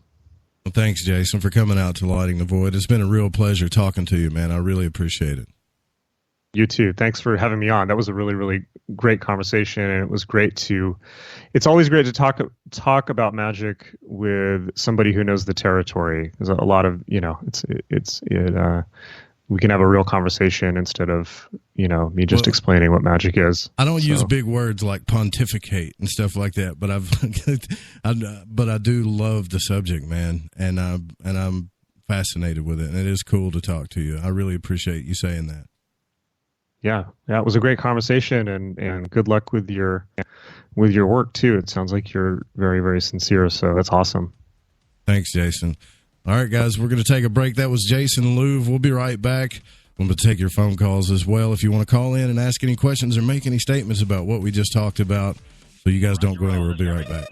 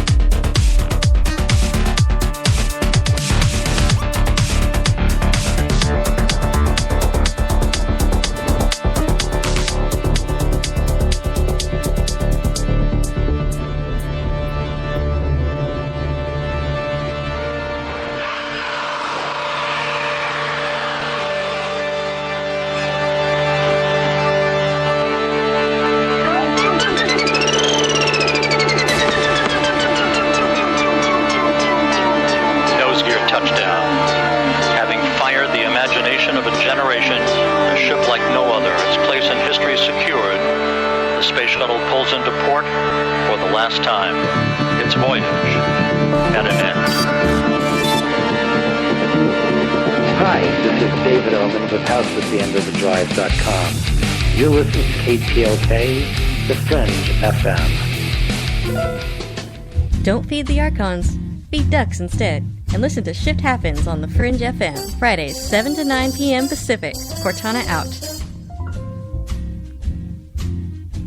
Quack.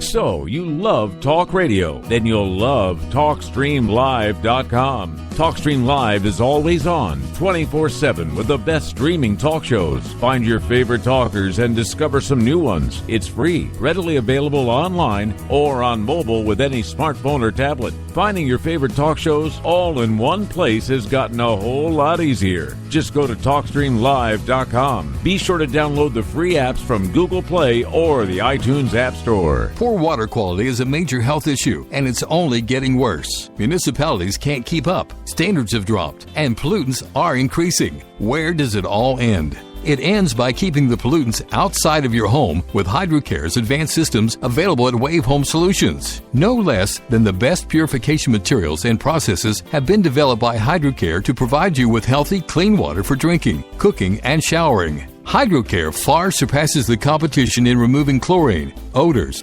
iron, lead, chemicals, limescale, and much more. Don't settle for less when it comes to your water. We'll take care of the toughest water problems for you, whether it's from a city or well source. Satisfaction guaranteed. For more information, call 888-997-WAVE. That's 888-997-WAVE. Or go to bestwater123.com. That's bestwater123.com. Wave Home Solutions for a healthy, comfortable home. Hi, this is Ryan Gable, host of the Secret Teachings radio show. If you are interested in ancient knowledge and hidden mysteries, as well as a unique and balanced perspective on conspiracies, symbols, and the occult, then join me every Saturday, Sunday, and Wednesday at 1 p.m. Pacific Standard Time, 4 p.m. Eastern, right here on The Fringe FM. Are you intrigued by paranormal talk radio? You'll love the new paranormal radio app from TalkStream Live. You'll find a great selection of talk shows covering UFOs, ghosts, strange phenomena, and much more. Download the Paranormal Radio app now and start listening to the very best in paranormal talk entertainment, including the network you're listening to right now. The Paranormal Radio app, free in Google Play and the iOS App Store. Hi, folks. Let's wind the clocks back 60 years. Food was different.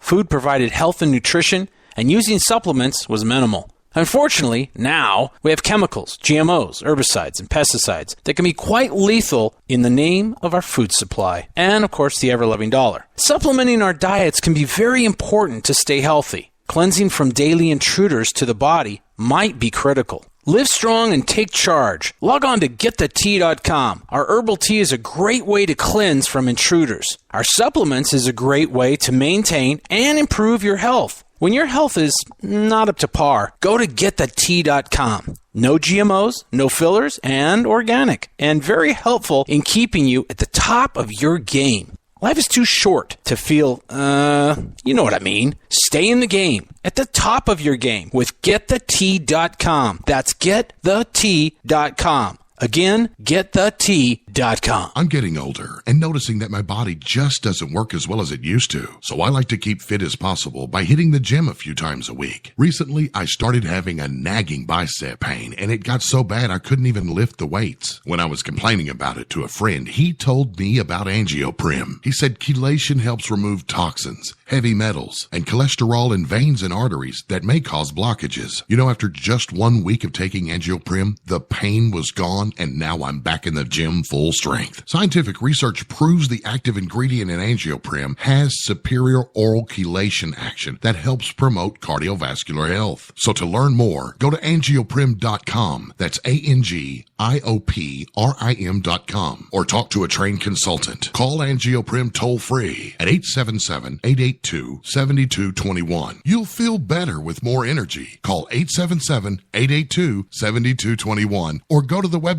Angioprim.com. This is Cortana from Shift Happens, telling you to pour a glass and park your ass if you're listening to KTLK, The Fringe FM. shithead.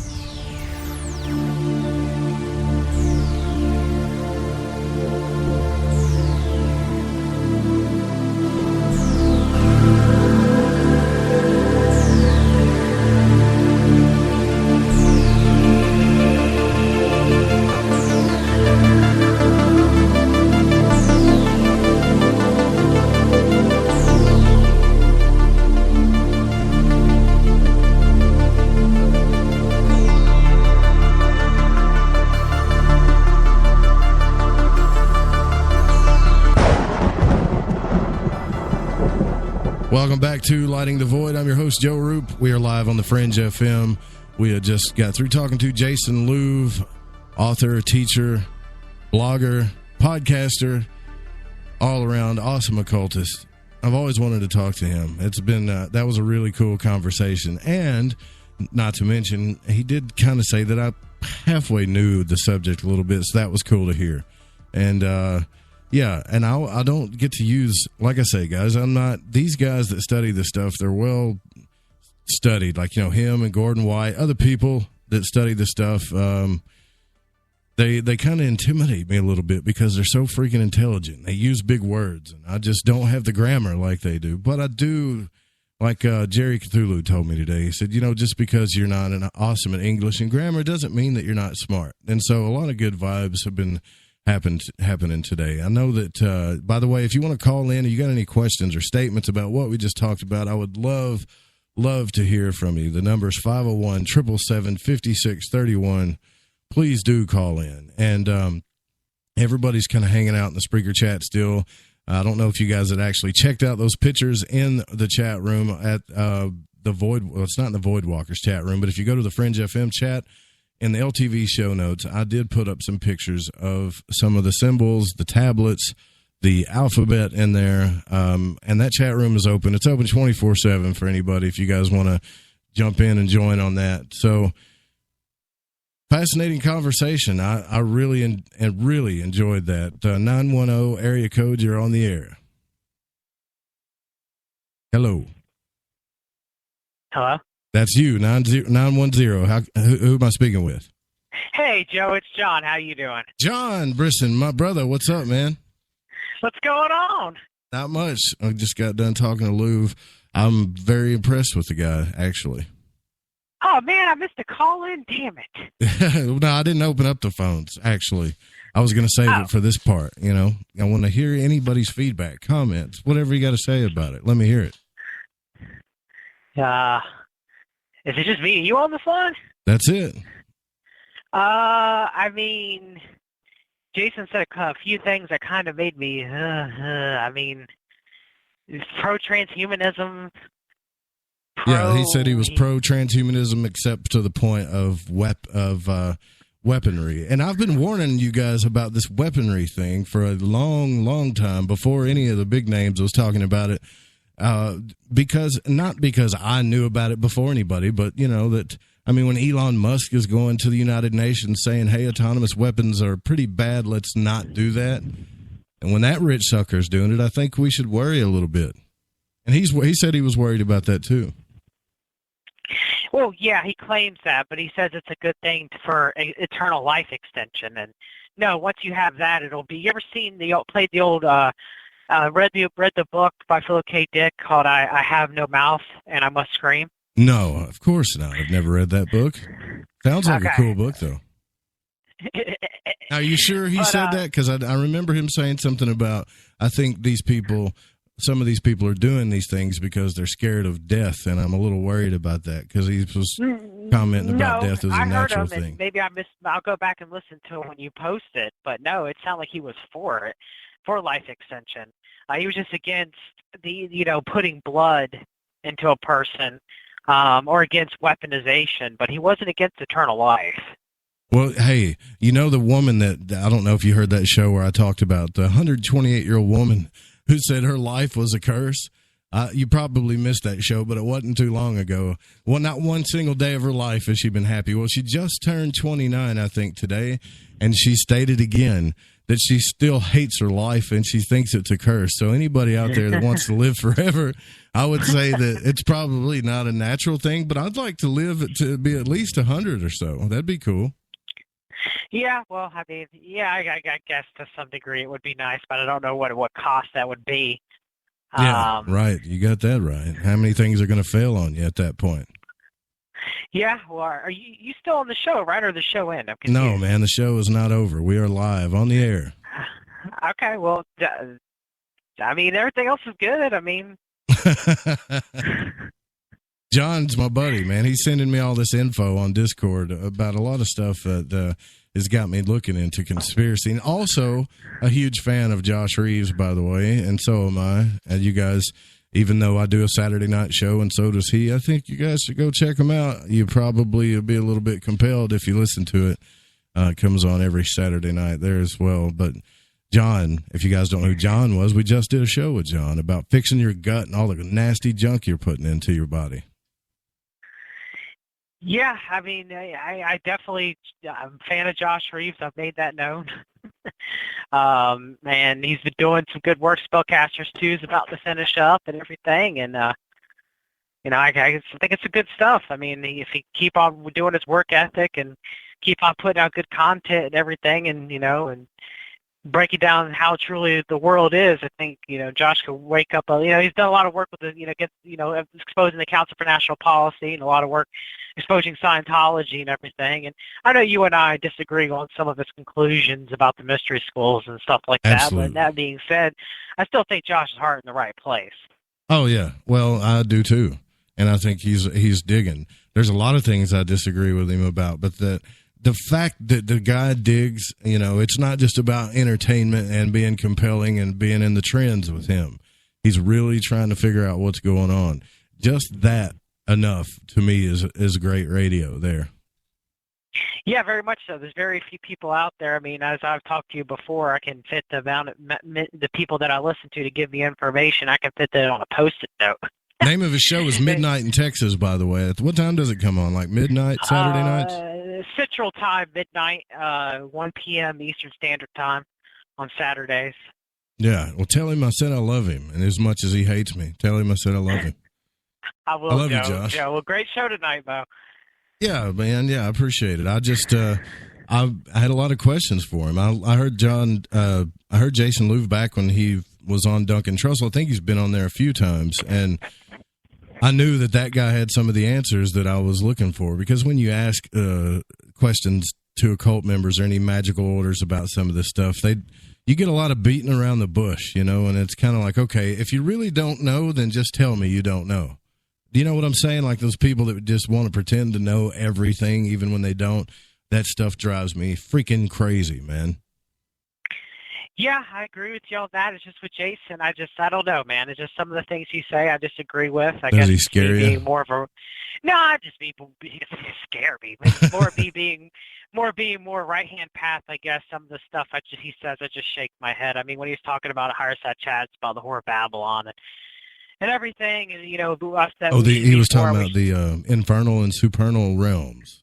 The dark and talking about eliminating the ego, which the ego is just your primary personality. It's part of your four sides of the mind. It's part of yourself. You know, why would you want to eliminate your ego? You know, everybody says, oh, it's evil because there's selfishness with the ego. Well, without selfishness, sometimes you don't get personal sovereignty. You know, so what does he want all of us to be? You know, hive mind with the ego? I mean, that's exactly what it is. That's what's, you know, staring into the void instead of lighting it up. You know, if you stare in the void long enough, you either go mad because you lose your ego or your super ego, or you become, you lose your ego and your subconscious and give into your unconscious and super ego, or you become corrupted. That's what happened to a lot of people when they did that. Man. Well, I'll have to go back and listen to it again. I'm pretty sure he had some pretty good points too, though. But I love it. There's some things he said I agree with. I agree with you, Jeff. I'm so happy you called in, though, because you just didn't call in to say, hi, how's your day? I just really wanted to say hi. you've got an opinion on this stuff. That's wonderful. I love it. John is stirring stuff up, and I see the little ego arguments that were happening there in the chat room, too. That is a big argument that comes up, the ego, right? Everybody wants to talk about that, and everybody's got their own opinions about it. But what I've found is no matter how hard I try to get rid of it, it still rears its ugly head, and it's a lot easier for me to smack it around than trying to kill it, Well, it is a part of you. I mean, you would want to be selfish in a survivability standpoint, if it's just you and your family against the world and society's falling apart, you do want to help your fellow man, don't get me wrong, but you also want to survive too, and that's what the ego is. You don't want to destroy that part of you that gives you your sovereignty, because if you don't allow the ego to exist, it'll lead to a hive mind. That's what socialism, not socialism, but communism is. Marxism is destroying the ego for the collective, which I'm not saying that you want to be in your primary ego all the time. If you were, you'd be the most selfish person in the world, just like you don't want to be in your super ego all the time, because if you are, you'd be a horrible, evil person. Well, the ego can do many things, like this guy who's going to swim from Japan to the United States. I think you would have to have your ego to do that, I would think. I don't think you would be able to swim across. I don't think he's going to make it, by the way, but I don't think you'd be able to do that without some type of ego there to help you. Yeah, I mean, the ego is your primary personality. For me, it's my INTP. It's what I think of logically, and it's what I use my logic to try to figure out. And there's 16 different personality types, and there's 16 different types of ego. But an ego is a part of my mind. It's a part of me, and I wouldn't want to banish that or eliminate that, because if I do that, I lose a part of myself. Now, I do want to integrate all four sides of my mind. I do want to be a complete person, but I don't want to eliminate the ego just because other people tell me to. That doesn't seem right to me. Yeah. Well, hey, I'm with you, brother. I hear your point too. I really do. How's you did ask me, by the way, I got to mention this too, while I got you here, because you've asked it and everybody's asked it. Leo is back home. His lip is sutured back to his, his lip came degloved from the accident, and they had to stitch it back to where his teeth are. And he's shaved on the neck where they were feeding him from a tube, but he's purring and he's rubbing and he's happy and he's eating on his own. So he's going to heal up and be just fine. Cat's got 9 lives. That's a real thing. But I wonder if the cat has an ego, John. He has to. How does he live through all that stuff? I mean, to survive, to have that tenacity, Joe, to make it back through all that, he had to have. It's his will to survive. It's his, individual. Animals have it too. We all have it in us, and to get rid of it, I mean, it's gonna. Without it, it's a part of us. I'm not saying that you always want to succumb to the ego, just like you don't always want to be in the subconscious. You don't always want to have your head in the clouds or strive to be the better person. Because sometimes if you're not selfish to a certain degree, it's going to harm you just as much as if you're stuck in the subconscious and you're trying to better the world, but not looking at your family or not looking at yourself. You got to strive for a balance of all this. In your opinion, when you release the ego and you get rid of it, you've actually released your entire individuality. Is that what you're saying? Yes. I get that. I get that point of view. That's just kind of like everybody's telling me to spade and neuter the cat. Well, that's kind of like cutting his ego out. I don't want anybody doing that to me. Right? No. That's a bad analogy. I wouldn't want anybody to do it to me either against my will. I mean, that's the thing about destroying the ego is it's exactly like you said. It destroys ourselves, our own, our sense of self, and that's not necessarily a good thing. And I'm not saying that you want to succumb to it all the time. Just like you don't want to be in any parts of your mind all the time, because if you are, it can, if you don't work on yourself, if you don't try to help other people, if you don't even giving into the superego sometimes, which is your worst self. For me, it would be the artist. So I'd like to see the world burn if I'm at that point. And then sometimes that's needed to if someone pisses me off enough, it really gets me angry enough, then I'm gonna come after them. And sometimes that's a good thing, and sometimes it's a bad thing. But it's all part of my 4 sides of my mind, just like it is you, just like it is anybody else listening. It's what makes us human. It's what our soul is, and it has been fractured. And that's what when Josh Reeves talks about soul cracking and stuff like that, or what they call MK Ultra mind control. That's fracturing the soul. I wish you would become a breaking white up magician the and parts of yourself. become called to be a white wizard like I think he should be. I just he is definitely against all mystery schools and everything about it. But you notice when he reads books and when he reads several, he'll agree with so much stuff that they say. But if they say one thing he doesn't agree with, then it's all over. You know, it's like, oh, they're reptilian overlords, and I'm like, oh, lost that one. Almost had that one, but we lost that one. But you know what? He's digging, and I'm digging too, man. I'm no expert. I'm not one of those guys I'm kind of the opposite. We don't come on this show and talk about how much we're better than everybody when it comes to truth and information. But what I will say is we're going to dig as hard as we can here. And you guys can come along for the ride. That's what I'm all about. That's right, Joe. Me too as well, man. Well, thank you for having me on the call, and it was a great episode as always, Bo. Keep Absolutely, on, brother. man. Thanks for calling in. You too. Bye. John Brisson, everybody. Yeah, so this guy's swimming from Japan to the United States. I don't know. Surely he's going to take breaks, right? I'm sure he's going to have. There's no way he's not going to survive that. I mean, he's going to have to get on the boat, or someone's going to have to throw him something. It's probably just a publicity stunt or something. I was going to read this about these people's nightmares, but I did want to tell you guys, if you look on the Facebook page, the Fringe FM Facebook page, that a crocodile kills an Ethiopian pastor during a baptism. How ironic is that? A crocodile killed a Protestant pastor who was baptizing followers near a lake in southern Ethiopia. He was conducting the ceremony for about 80 people on Sunday morning at Lake Abaya in Arba Mensastown. I think that's in that's Merkabtaya district, I think. Residents and police, they said that this guy leapt from underwater during the baptism and attacked him. And the guy died after being bitten on his legs, backs, and hands. He baptized the first person, and then he went to another one. Then all of a sudden, this crocodile just jumps out of the lake, grabs the guy, took him underwater, bit his limbs off. There was local fishermen that tried to save him, and then he died. So there you go. There's someone just performing a divine rite and just gets taken out. You got to kind of makes you think. It makes me think. Was that karma? I don't know. Or was it just a freak accident? Anyways, we got to get out of here. The show's over. We just this was a good show. We talked to Jason Louv. Always wanted to talk to him. Great guy.